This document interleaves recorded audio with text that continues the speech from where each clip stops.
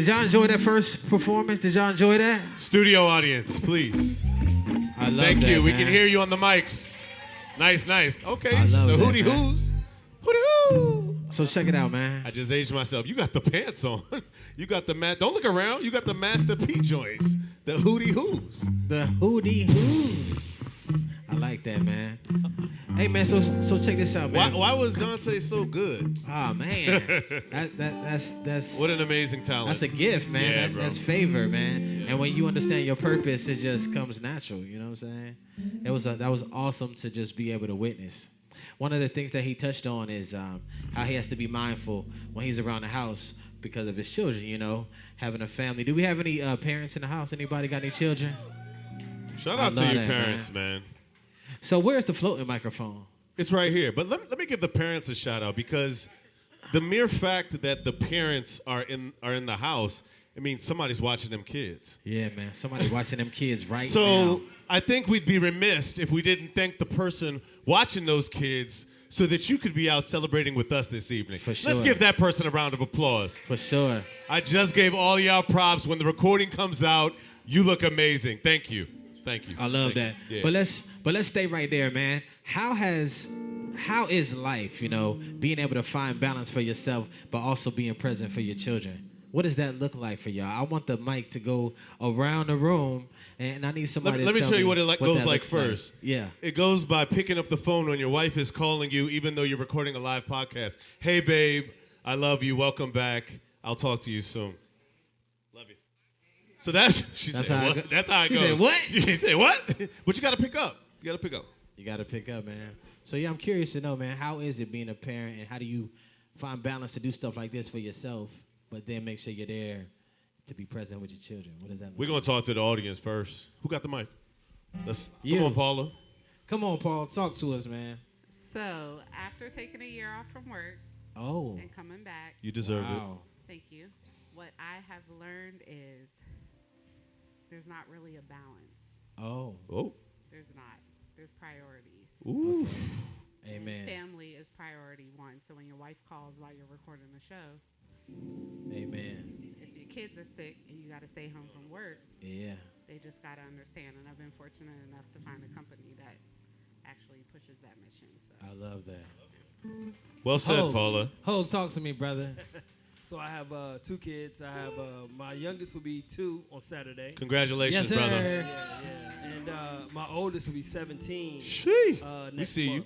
So a lot of it's communication, right? Whether you're parenting together or co-parenting, that communication and that proactive planning helps everything, right? So when you do want to do something kind of out the blue or unplanned, because that communication is consistent, you're able to make adjustments. And that communication creates trust. Yeah. Come on, right? man. So when you have that trust between the partners and the parenting and the village, you're able to make adjustments and adapt and have balance to some degree. But she hit it on the head as well, priorities, right? Yeah. So while you have that balance, the kids come first at the end of the day. It is. So, but yeah, trust and communication. I'm thankful for perspective, right? Yeah, for I sure. think that a lot of times, you know, you want to hear what different people have to say and take from pieces and bits from other people's advice if it fits your household. Oh, pass that mic. Oh, the mic is moving now. Everybody feeling good now. See, my little ones are big. I know most of y'all probably have little ones that are little ones. Yeah. My girls are 22 and almost 21. They are creatives. Yeah, for sure. Film producer, photographer, and actor and model. Kudos, Mom. So Kudos. what I want to tell you is that whether you call it a priority, whether you call it, you know, just having to shift and do certain things, what I will tell you is this: the time goes by very fast. And I strongly recommend to you that whether it's balance, prioritizing, go ahead and balance and prioritize your children because they grow up fast. The time goes by like a blink of an eye. There are nights, I'm sure, that for some of you that have the little ones, it feels like, oh my God, can I just get through the night? And next thing you know, you're at college graduation like I was on Mother's Day. Yes. Watching your child walk, you know, Congrats. step through that stage. Congrats. It seems like almost yesterday when she stepped into her preschool, right? So balance, priorities, communication, working with the parent, the co-parent, your spouse, whatever it is. but prioritize the kids. I promise you, that's the best thing you can do. Amen. Thank you, sister. I love it. We got one more. Love the kids. Congrats again. I would also like to give spaces to people who have lost children. Yes. And Yes. people who have children with disabilities. Yes. Amen. And because oftentimes we don't have this space Amen. for our children that wasn't born. Mm-hmm. And so showing up means a different thing. And so it's important to recognize everyone. Always. Always. So that's all I wanted to say. No, of course. Hey, man. I love that. Yes. Thank you. Well, we make room for you right now in this moment, man. Thank I you. appreciate you sharing that. For sure. That's a tough pivot point. Yeah, I'm trying to find a point. Balance. Find your balance. Okay. Where's the drinks? I'm just. Where's the weed? So I've been doing a lot of traveling lately. For sure. Shout out to the lovely people at United Airlines, and my good sister Brandy in the back. You know, I was in London for a wedding. Yeah. We talk about this all the time. We do. And let's get into it. For sure. I always say the point in life we're at. Yeah. I'm 41 now. Yeah. You're Me too. 41 I'm now. 41. Who said damn? Don't do that, man. We got to stop saying damn. We got to stop saying thank you. Thank you. Damn. I've embraced my gray hairs. I've embraced sure, everything that's about me in this moment because Yeah. I'm here. Absolutely. So we always say it's the weirdest time. We're celebrating love, happiness, births, but then we're also experiencing loss, change. This time of my life is so confusing to me. I'm happy one day, I'm sad the next. Yeah. And that's a balance in life too. Yeah. It's coming with the maturity, and I just want to know, how do you feel about this season you're in? And I'd love to hear from all the people in this same season, because when I was in my 20s, they wasn't talking about that. Yeah. I just saw 40-year-olds as old as hell, not realizing it was around the corner. Shout out to my OG. You know what I mean? Like, you blink and it's around the corner. So I am thankful for this season, and I want to know what other people feel like in this season, because if we do have people who are younger, it's just a little perspective. Yeah, man. It's definitely a weird moment. One of my hobbies now is tearing up on Instagram about wonderful things that are happening. Say it, brother. I see kids, and I see graduations, and I see people coming home from deployments, and I be like, get it out of here. All the time. I'm not crying. You are. But cut yeah, the man, onions. we're just growing and learning to appreciate things about life, man. It's a dope season. I'd love to hear from my guy. You like how I looked up and called you out? For sure. Because, in the barbershop, we used to have some amazing talks. And I don't think, yes. And I don't think you understand that anytime I'm listening to somebody older than me who's willing to be vulnerable, I don't take that shit for granted. Yeah, and you've man. been vulnerable, telling me about how you raised your son, different moments. Just give me some perspective on where you are in life, what you have, advice for other people coming up. I appreciate you, brother. Say who you are too, bro. Hello, everyone. I'm Christopher Carter, barber. I'm 52 now, so for me, life is good. Yeah. My kids are grown. I have a 29-year-old and a getting ready to be 24-year-old. I have a 6-year-old grandbaby. So Wow. life is good for me now. Yeah. But when I was y'all age, I or younger, I looked at the older people as y'all don't know what y'all talking about. And you see so much of that now where the youngins, they swear they've gone somewhere but haven't gone anywhere. But I always revert back to my life and when my parents were telling me, hey, do this, do that, do the third, and I didn't do it. So it's just a cycle of life that we go through. And you tend to see the same things, but now life is changing and we're seeing a new direction with all this social media, things like this, and the perspective of life has changed. But the foundation never changes. Yes. Yeah. You feel me? Yeah. The foundation never changes. And once you change your foundation, life starts to drift away. And sometimes when life drifts away, it's hard to catch it. Yeah. And it took me to the age of 47 to really grow up Wow. and become a man. But I don't have a home. got money in the bank. I got a grandbaby. Yeah. That's awesome. Yeah. So like I said, life is good. I don't have any worries. You feel me? My bills are paid on time. Come on. So life is sweet. But for those that don't keep that foundation, life gonna be fucked up for you. That's a fact.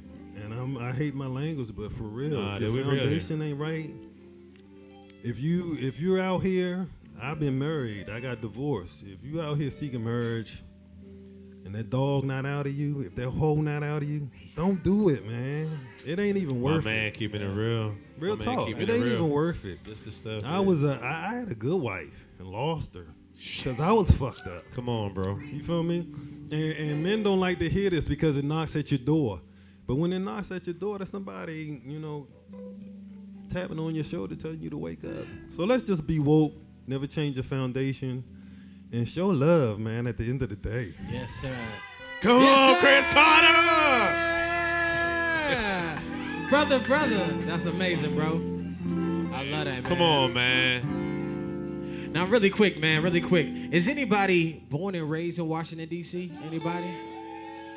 Yes, sir, man. Shout out to my true native Washingtonians, man, because this next guest that we're going to bring up, man, is a true to the core Oh, snap. Washingtonian, man. I need y'all to put y'all hands together right now for my brother from another, Just Paul. Come on, y'all. Yes, sir. Wow. Yes, sir. Yo. Yeah, man. Ha-ha. Yeah.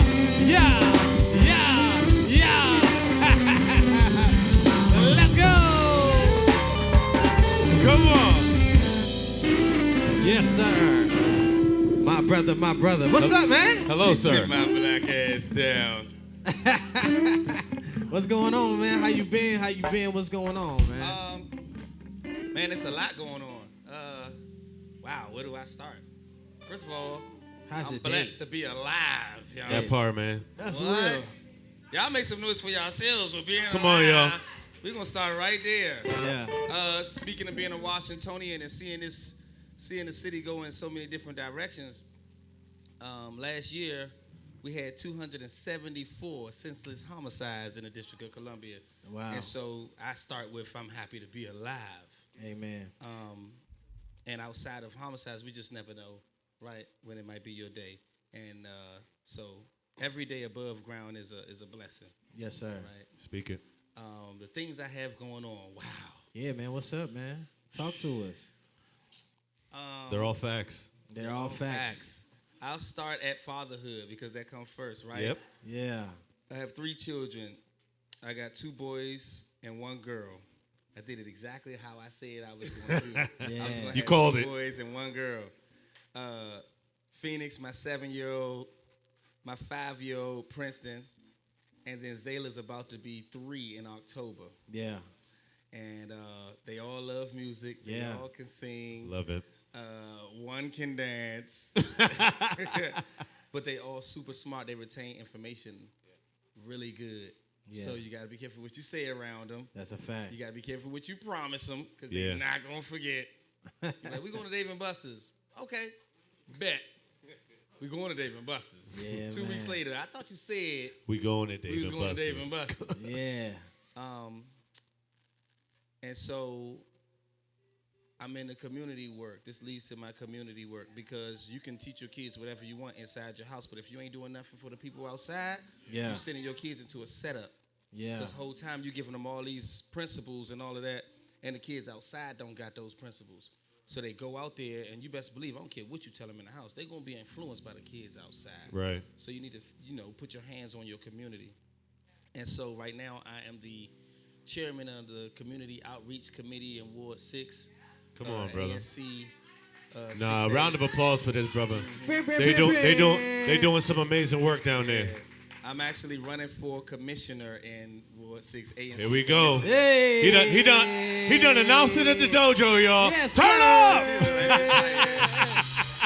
That's awesome, brother. Hey, shout out to the current commissioner, Kaya Chatterjee. She texted me the other day, and she was like, man, my son got accepted into Duke Ellington School of the Arts, so I got to leave Northeast, and I'm going to sell my house and go to You want to be the interim commissioner? Yeah. Wow. Yes, I've been doing your job this whole time anyway. Hey, yo!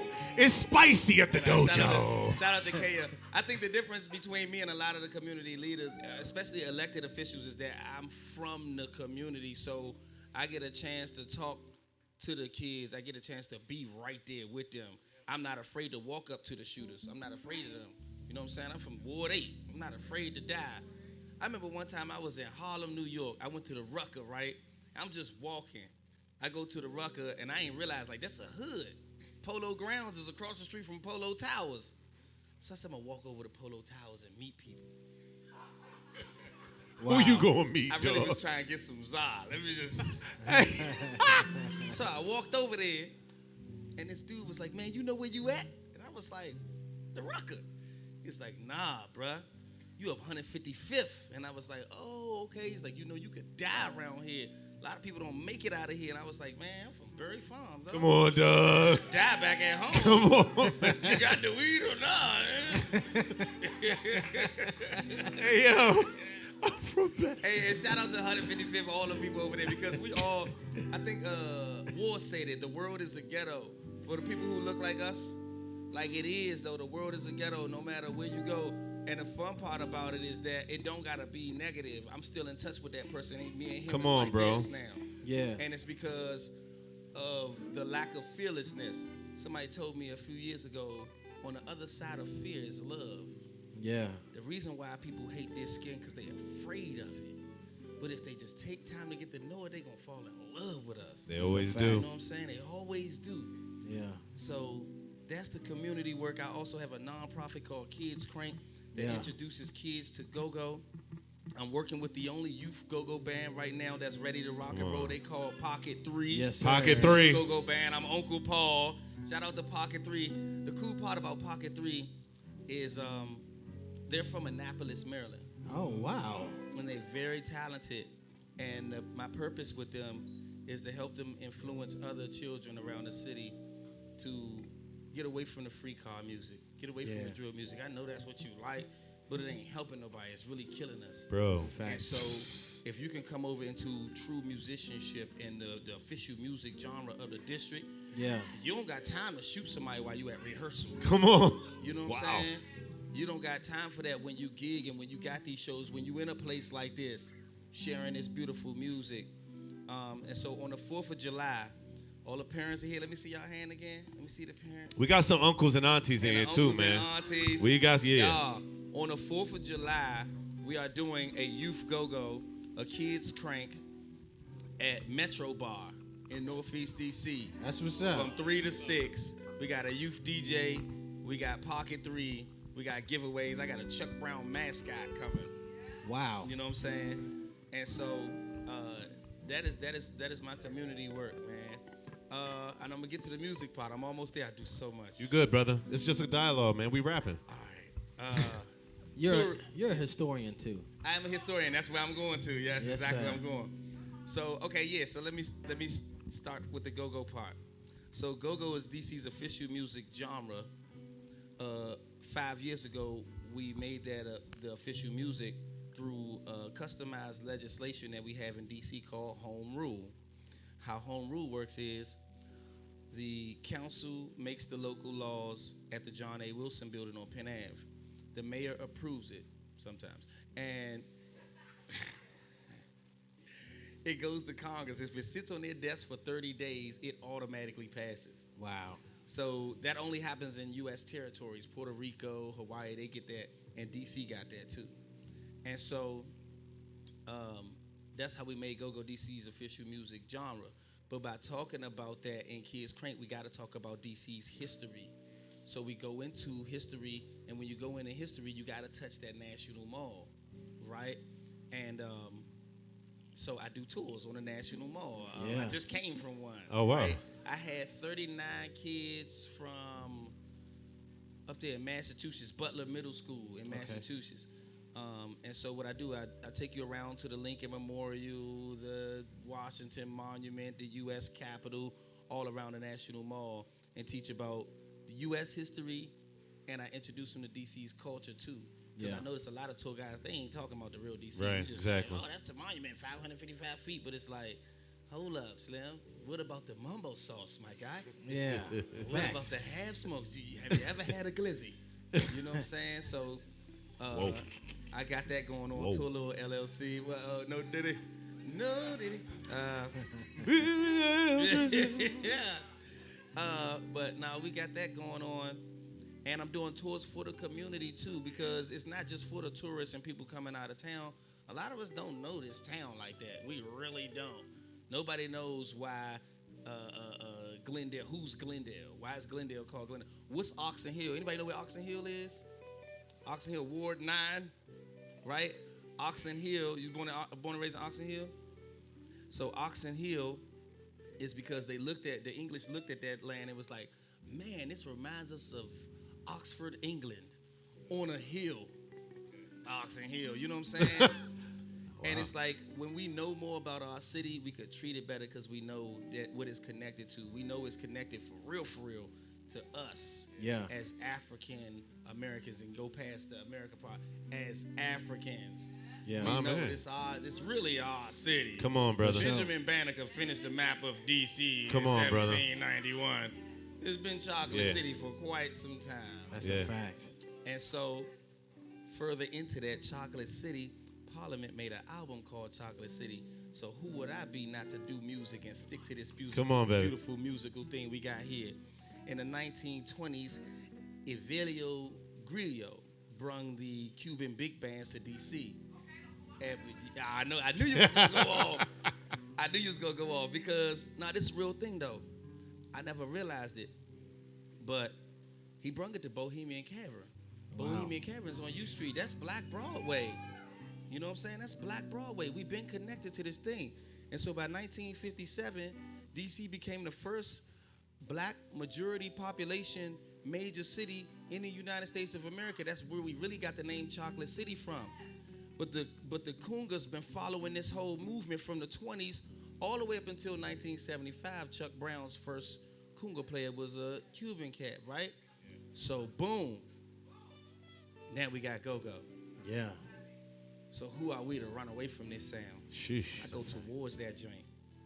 Covers, originals, I don't care. We in the socket. We in the pocket. Uh-huh. Yes, we are. Yes. Wow, So- man. Wow. Talk your Please. talk. Whoa. Come on, man. I love a historian, man. I love a historian.